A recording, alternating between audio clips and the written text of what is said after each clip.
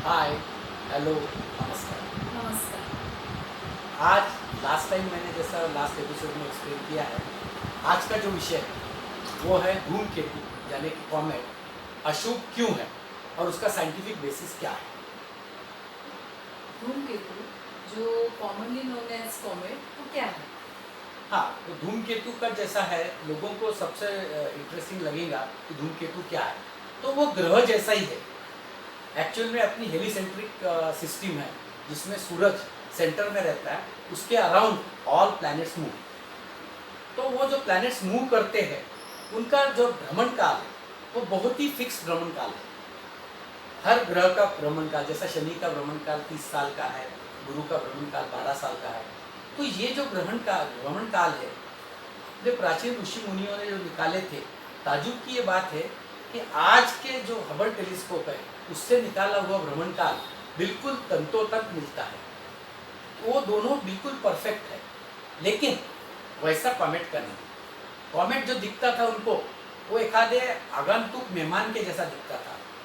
कभी कभी एखादे ऋषि को कॉमेट दिखता था, और जब वो कॉमेट दिखता था तो कुछ घटनाएं घटती थी वो जो उसको वो जोड़ते थे। अब ये जो कॉमेट है ये कहाँ से निकलता है, नेक्स्ट सवाल ऑटोमेटिक आ जाता है कि ये ग्रह जैसा ही घूम रहा तो फिर ये दिखता क्यों नहीं, और इतने हजारों साल के बाद क्यों दिखता है। तो अपना जो आखिरी का ग्रह है वो है प्लूटो। उसका सर्कल भी 240 साल का है प्लूटो का। उसके बाद में एक पूरा बड़ा अवकाश है, और ये अवकाश को यूटीआर क्लाउड कहते हैं। ये क्लाउड में से ये सब धूमकेतु निकलते हैं, और वो क्लाउड में से सूरज को चक्कर मारते हैं। तो नेचुरली वो 240 साल के ऊपर ही रहेंगे। वो 500 साल, 1000 साल, 2000 साल ऐसे भी रह सकते। सामान्य आदमी का जो जीवन काल है वैसे तो 80 या 100 साल तक है, फिर उनके जीवन काल में ये कैसे दिखेगा? हाँ, ये बड़ा अच्छा क्वेश्चन है। उसकी वजह ये है कि इसका यदि भ्रमण काल हजारों साल का है, लेकिन वो जब सूरज के भ्रमण करता है सूरज के पास, तब आते आते वो गुरु के पास आ जाता है। और गुरु ये जो ग्रह है वो काफ़ी बड़ा है, उसका ग्रेविटेशन फोर्स भी बहुत ही बड़ा है, और वो ग्रेविटेशन फोर्स के कारण ये कॉमेट को वो खींच लेता है। और कॉमेट को खींचने के कारण उसका जो ऑर्बिट है, वो जो बड़ा ऑर्बिट रहता है वो एकदम छोटा हो जाता है, और फिर वो कॉमेट छोटे सर्कल में घूमना शुरू कर देता है, और वो लोगों को दिखना शुरू हो जाता है। और ऐसे कॉमेट्स लोग आज ढूंढ रहे हैं। और सबसे पहले जो ढूंढा था वो हैलेस कॉमेट था। तो हैले जो था उसने देखा कि हर 76 साल में ये कॉमेट दिख रहा, और उसको फिर हैलेस कॉमेट के नाम दिया गया। वैसे तो एस्ट्रोनॉमिकल ब्यूटी है, पर असलियत में धूमकेतु क्या है? हाँ, एक्चुअली अपने को जब अपन बायोस्कोप से देखते, टेलीस्कोप से देखते, तो वो एस्ट्रोनॉमिकल ब्यूटी लगता है, क्योंकि वो काफ़ी दूर रहता है अपने पृथ्वी से। वो एक्चुअल ऐसा है कि वो एक बर्फ का गोला है, काफ़ी बड़ा ग्रह ही है, बर्फ जिसमें ज़्यादा है। और वो बर्फ जब घूमना शुरू कर देता है और जब सूरज के पास आ जाता है, तो नेचुरली सूरज की रोशनी इतनी तेज रहती है कि वो बर्फ तो पिघल जाता है, लेकिन उसकी वेपर्स हो जाती, स्टीम हो जाती, और वो स्टीम इतनी बड़ी रहती कि वो माइल्स, मिलियंस ऑफ माइल्स की बड़ी स्टीम होती रहती है, और वो लंबा चौड़ा दिखता है। तो एक बड़ा मनोहर दृश्य दिखता है। लेकिन जब तब वो जब बहुत दूर है, जब वो अपने पृथ्वी के नजदीक से गुजरता है तो वो जरूर डरावना लगता है।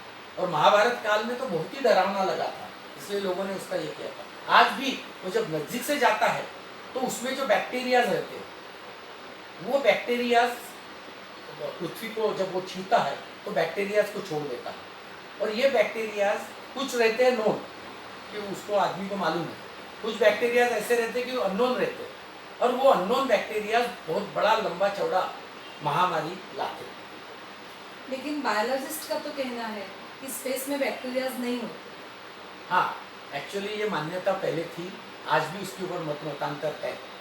बट उसके ऊपर पहला जो एक झटका पड़ा बायोलॉजिस्ट को, वो 1918 में। 1918 में क्या हुआ, एक ही दिन, एक ही समय बोस्टन और बॉम्बे दोनों जगह पे इन्फ्लुएंजा का आक्रमण हुआ। अब ये कैसा पॉसिबल, उस टाइम के यातायात के कोई भी साधन नहीं थे कि जिससे एक में से संसर्ग हो जाए और ये फैले। तो ये आया कैसा, तो जब ये पता चला कि इस टाइप से आया है, तो उसके ऊपर फिर साइंटिस्ट ने अभ्यास करना शुरू किया कि ये कैसा आया। तो पता चला ये स्पेस से आया है। तो उस टाइम के जो माने हुए साइंटिस्ट थे, ऑयल और विक्रम सिंह। ऑयल तो अपने नारळीकर साहब उनके गुरु थे ऑयल। तो इतने माने हुए ये सब साइंटिस्ट थे। ये साइंटिस्ट लोगों ने फिर उसके ऊपर एक थियरी प्रोपाउंड की। वो थियरी ये थी कि ये सब बैक्टीरिया, जंतु, जीव जंतु ये स्पेस से आते हैं। उनका ये कहना था कि ये स्पेस से इसलिए आते हैं कि अपना जीव जो बनता है वो बन ही नहीं सकता। उनका कहना है था कि प्रोटीन्स जो है वो केवल पंचमहाभूतों के संयोग से बन नहीं सकते, तो वो स्पेस से आना चाहिए। तो वो स्पेस से ही बैक्टीरिया आते हैं, और बैक्टीरिया आने से महामारी होती है, और महामारी होने के कारण ये सब उसको अशुभ माना गया इस ग्रह को। तो आज जो अपना विषय था कि इसको अशुभ क्यों माना जाता है, तो उसको अशुभ माना जाने का मेन कारण ये है कि उसके कारण, हर कॉमेट के कारण ये ऐसा होता ऐसा नहीं, लेकिन जो कॉमेट की टेल छूती है पृथ्वी को, उसके बाद ये बैक्टीरिया आते हैं, और इसके लिए उसको अशुभ माना गया है। शायद है आपको ये मेरा एक्सप्लेनेशन पसंद आया होगा। सी यू नेक्स्ट वीक। तब तक नमस्कार। नमस्कार।